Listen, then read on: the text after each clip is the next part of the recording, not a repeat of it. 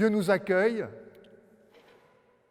il se réjouit de nous voir réunis.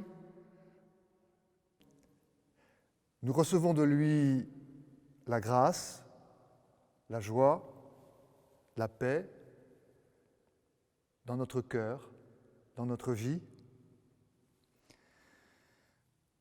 Avant que nous ne le cherchions, lui nous a cherchés. Avant que nous ne le connaissions, lui nous a connus. Et avant que nous ne venions ici, par la voie des airs, des ondes et de l'Internet, c'est lui qui nous a invités. Nous transmettons la bienvenue les uns les unes aux autres. Et avant d'ouvrir notre Bible pour essayer d'y discerner une parole qui soit pour nous, en ce jour de Pentecôte, une parole de Dieu, nous demandons à Dieu de nous envoyer son esprit. Je vous invite à vous associer à ma prière. Père, nous pouvons t'appeler ainsi parce que tu nous as parlé, parce que des croyantes et des croyants nous ont transmis leurs expériences et leurs témoignages. Tu es parfois lointain, silencieux, mais nous avons entendu parler de toi et nous savons que chacune et chacun d'entre nous a de l'importance à tes yeux. Tu nous l'as dit dans ce livre que nous appelons la Bible. Nous te remercions d'avoir franchi toi-même la distance qui nous sépare de toi en nous donnant les Écritures. Par elles, Jésus-Christ vient nous rencontrer. Tu nous invites à redécouvrir le trésor que tu y as mis pour chacune et chacun de nous ce matin, tout particulièrement. Fais-nous cette grâce. Amen.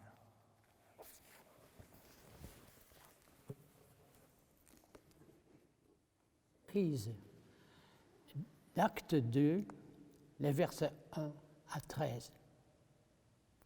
Quand le jour de la Pentecôte arriva, ils se trouvaient réunis tous ensemble. Tout à coup, il y eut un bruit qui venait du ciel comme le souffle d'un violent coup de vent. La maison où ils se tenaient en fut toute remplie. Alors leur apparurent comme des langues de feu qui se partageaient, et ils s'en posaient sur chacun d'eux. Ils furent tous remplis d'Esprit Saint et se mirent à parler d'autres langues, comme l'Esprit leur donnait de s'exprimer. Or, à Jérusalem résidaient des Juifs pieux, venus de toutes les nations qui sont sous le ciel. À la rumeur qui se répandait, la foule se rassembla et se trouvait en plein désarroi, car chacun les entendait parler sa propre langue. Déconcertés, émerveillés, car chacun les entendait parler sa propre langue. Déconcertés, émerveillés, ils disaient « Tous ces gens qui parlent ne sont pas des Galiléens ? Comment se fait-il que chacun de nous les entende dans la langue maternelle ? Parthes, Mèdes et Élamites, habitants de la Mésopotamie, de la Judée et de la Cappadoce, du Pont et de l'Asie, de la Phrygie et de la Pamphylie, de l'Égypte et de la Libye syrianique, ceux de Rome à résidence ici. Tous, tant juifs que prosélytes, crétois et arabes, nous les entendons annoncer dans nos langues les merveilles de Dieu. Ils étaient tous déconcertés, et dans leur perplexité, ils se disaient les uns aux autres « Qu'est-ce que cela veut dire ?» d'autres s'esclaffaient. Ils sont pleins de vin doux.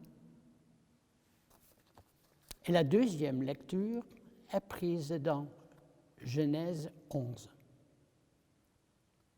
La terre entière se servait de la même langue et des mêmes mots.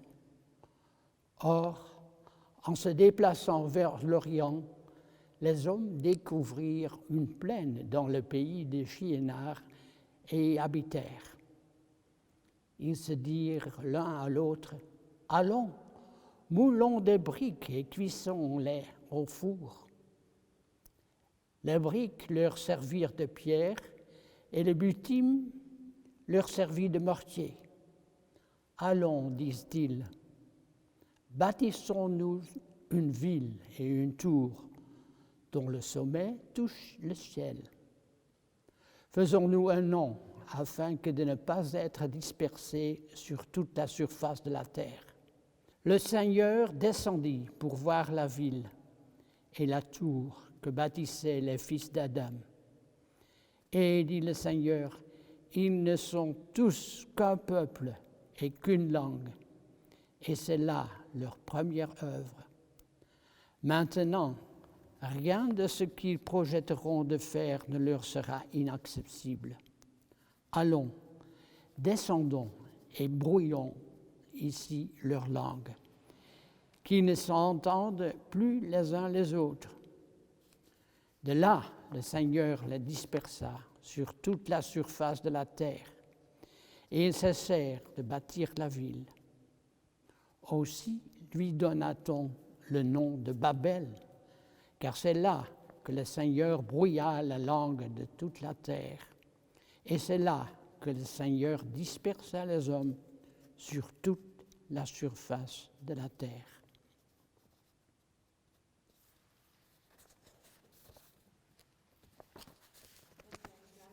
Chers frères et sœurs, il semblerait que chaque fois que Dieu descend pour voir, ça provoque des catastrophes.